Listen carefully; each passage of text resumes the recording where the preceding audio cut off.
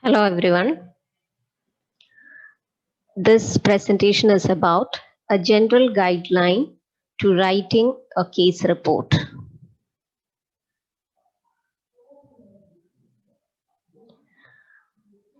What is the relevance of clinical meet and reporting cases?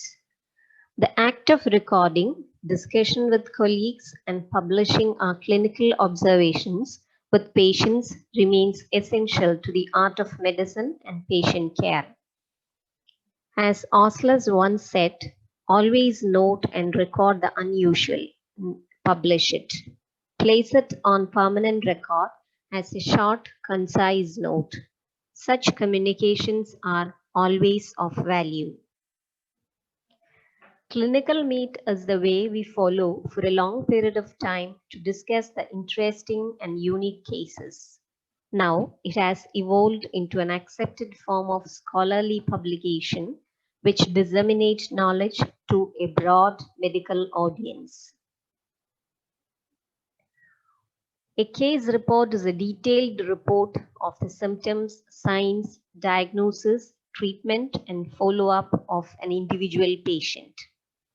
Case reports usually describe an unusual or novel occurrence and provide many new ideas in medicine. Some reports contain an extensive review of the relevant literature on the topic. When we look back to the history of case report writing or case recording, references from the history of case report writing pointed to the writings of Hippocrates, Papyrus, etc. as examples of interesting case prescriptions. Published case report describe important scientific observations that are missed or undetected in clinical trials and provide individual clinical insight, thus expanding our knowledge base and improves patient care.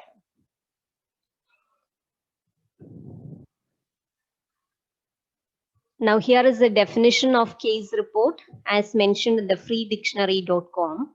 A report of a single case of a disease, usually with an unexpected presentation, which typically describes the findings, clinical course, and prognosis of the case, often accompanied by a review of other cases previously reported in the biomedical literature to put the reported case in context. Here are the reasons for publishing a case. When and why we publish a case. Usually when we notice an unexpected association between diseases or symptoms. Another thing is an unexpected event in the course of observing or treating a patient. Sometimes findings may shed new light on the possible pathogenesis of a disease or an adverse effect. Unique or rare features of a disease sometimes catch the attention. Unique therapeutic approaches sometimes we used in such cases, and variations of anatomical structures are also something new. Illustration of a new theory or question regarding the current theory. Personal impact. So these are the reasons for publishing a case in a journal or for writing a case report. So an unexpected or unusual events usually happens when you are treating a case. Such cases can be reported. So here is a generally accepted format for reporting a case. It includes the title, the abstract, introduction, case presentation, discussion, conclusion, and references.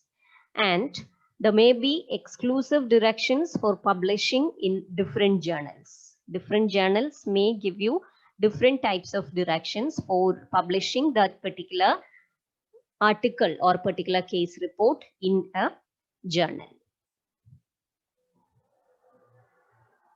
So when we look into the title of the case report, the title should be a clear and short description of the case with a list of full names, institutional address, and email address for all authors. The abstract should not exceed 350 words. Then abbreviations or references within the abstract should not be used. It should include background, why this case is important and needs to be reported.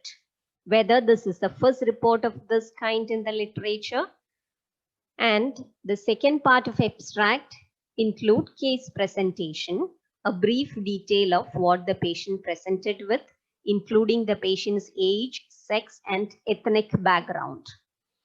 Lastly, the third part of abstract include conclusion, what the reader should learn from the case report and what the clinical impact will be.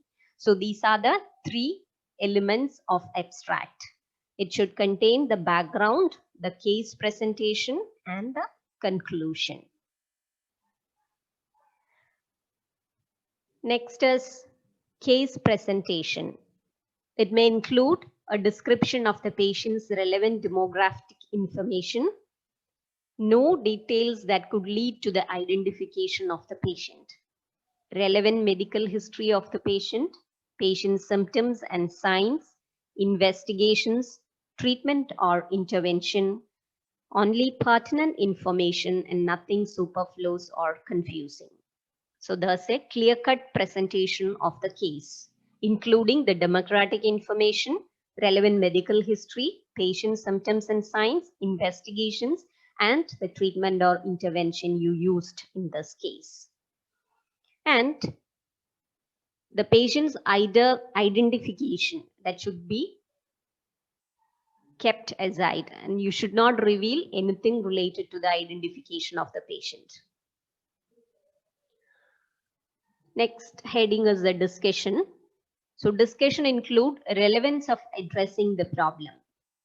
What is the relevance of reporting such a case? Summary of the existing literature on the topic.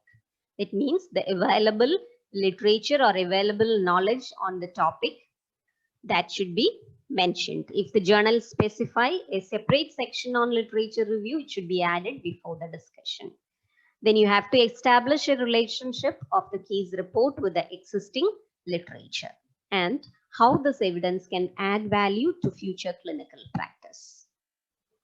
So these topics should be included under discussions. Lastly, the conclusion of the part, the key points covered in the case report. The author can give suggestions and recommendations to clinicians, teachers, or researchers. Then another important thing is patient consent as a necessity. Get written consent from the patient. In case of if the patient is a minor, parental consent is required. For adults who are unable to consent to investigations or treatment, consent of closest family members is required. Remember not to disclose any information that might reveal the identity of the patient.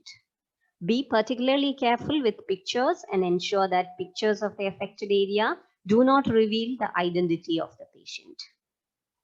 So patient consent is an important step to be satisfied in reporting or before reporting the case. Now there is a new guidelines regarding the case report writing, which is known as CARE guidelines. The CARE guidelines were developed by an international group of experts to support an increase in the accuracy, transparency, and usefulness of case report. The CARE toolkit for case reports are also available. The CARE guidelines and checklist provide authors with tools to write accurate and transparent case reports while providing medical journals with tools to critically evaluate and publish case report. The CARE tools include the 2013 and 2017 CARE publications, the CARE checklist, translations, and CARE Writer. CARE Writer is a software which is used for writing the case report. So this can be, so there are number of items in the checklist for CARE guidelines for reporting a case. And you can go through this CARE guidelines through Google search. So a CARE initiative, there's an update to the online case report writing course offered through SWAYAM, update to CARE Writer on online app for writing case report preprints that launched in early 2020. Then affiliation with SSRN Health Science Case Report research work, the first case report preprint server, research on the implementation and use of CARE guidelines. So these are what's coming up from the CARE initiative.